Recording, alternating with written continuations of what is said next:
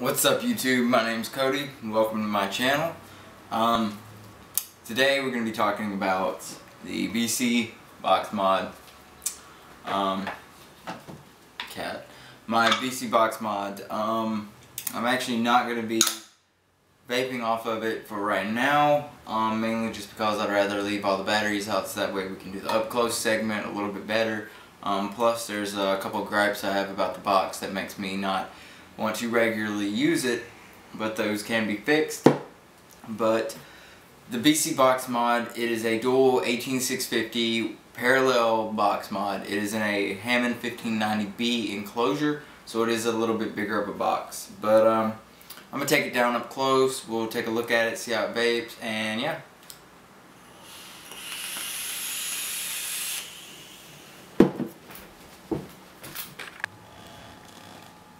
Alright, here we are with the BC box mod. Now right off the bat you will notice some deep laser engravings.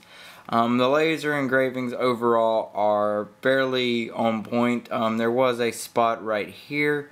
Not really, that's kind of nitpicking, but it is noticeable. There's a spot that the machine may have just hit a little wrong, and it just doesn't look as smooth as everything else, but it's not really a big deal. I'm going to go ahead and start off with the inside of the box. Yes, there are magnets on the back, and like I mentioned earlier, it is a Hammond 1590B box, so it is a little bit bigger. Now right off the bat you will notice the wiring. It looks pretty neat. Everything looks fairly decent on the wiring. Let me try to back out a little bit if I can. There we go. I'm trying to zoom in. I'm sorry guys.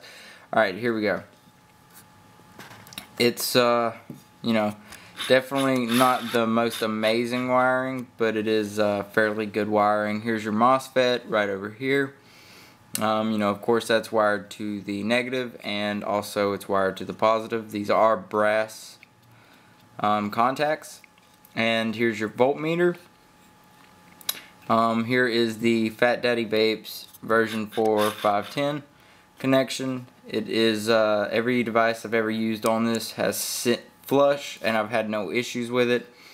The switch is a anti-vandal switch, which is kind of one of the only complaints I have about this device, and I'll tell you why. The reason I'm not a big fan of this switch is you have to push it all the way down. Like, it might click and it might be firing, but it'll misfire a lot unless you firmly push it all the way down. That's really one of the only few actual complaints I have about this device, is just making sure the switch is firmly pushed hard, not super hard to where it breaks, but you do want to push on it a good bit to make sure it is making a solid connection.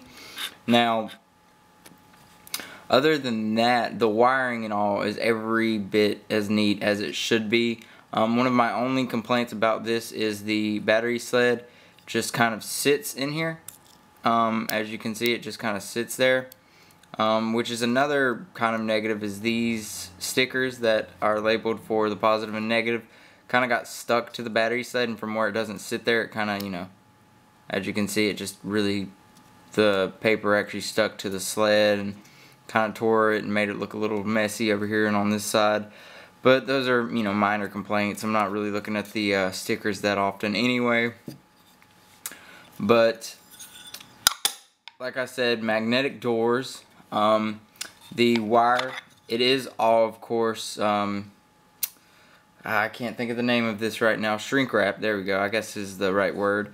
Everything is shrink wrapped, so there's no way anything's going to touch anything on the box and ground out and short. It is 14 gauge wire to carry the current all across the board.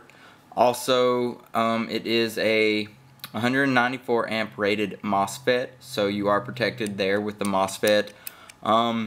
Like I mentioned, the anti-vandal momentary switch, Fat Daddy Vapes version 4 floating 510 connection, and the Hammond 1590B box. Other than that, there's not really too much else to talk about the box. Mentioned the laser engravings. It's a nice powder coated finish. And I'm going to apologize for the redness of the video today, guys. I'm sorry There's not really much I can do to help it. It's just the way the lighting is. But here you go. You see it. This is what the BC Box Mod wired in parallel looks like.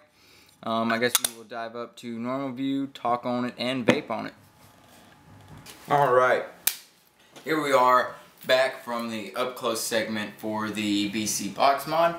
Now, just go over a few final thoughts on the box itself.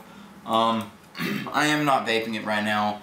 I'm going to be sending it back. It does come with a lifetime warranty, which is a huge plus for instances where I'm at where I feel like I may have gotten a faulty switch.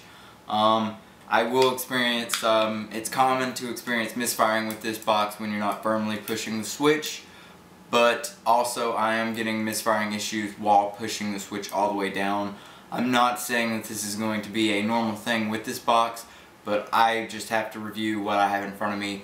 I did purchase this out of pocket. This was something I really wanted, and I did spend the money out of my own pocket, and I added the voltmeter option, which is for an additional $5 you can get the voltmeter installed on any of the BC Box Mod devices. For $5 I think it is definitely a good deal. I would definitely recommend adding the voltmeter. That's kind of one of the only complaints I have about other boxes, like this 1590B box I'm using currently. It's wired very well. It has a high amp MOSFET, but it doesn't have a voltmeter, which was a big selling point for the BC Box Mod for me.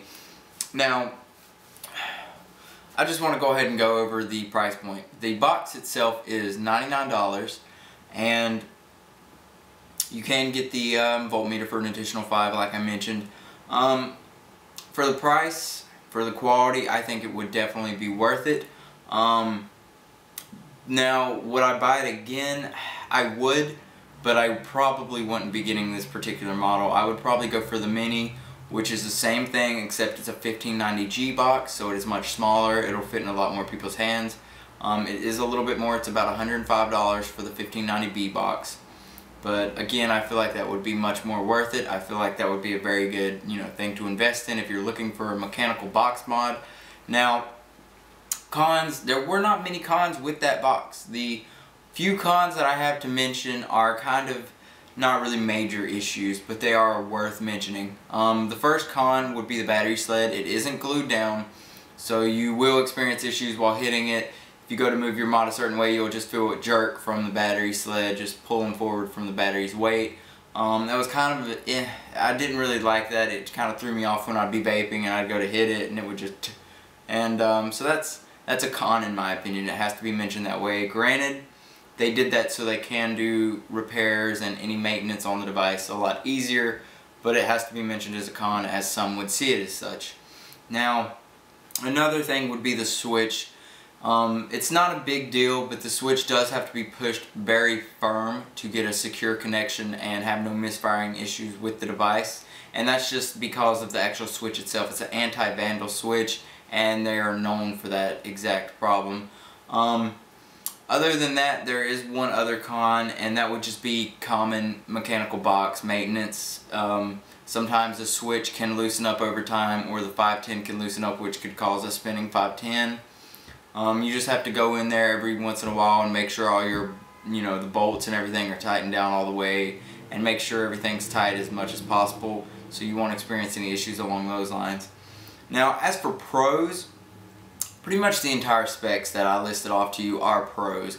Everything about this box, the lifetime warranty, the warranty covering down to 0.08 and any other failures, 14 gauge wire carrying the current throughout the entire device, also 194 amp rated MOSFET. These are all good things. These are all things you would look for in a box mod.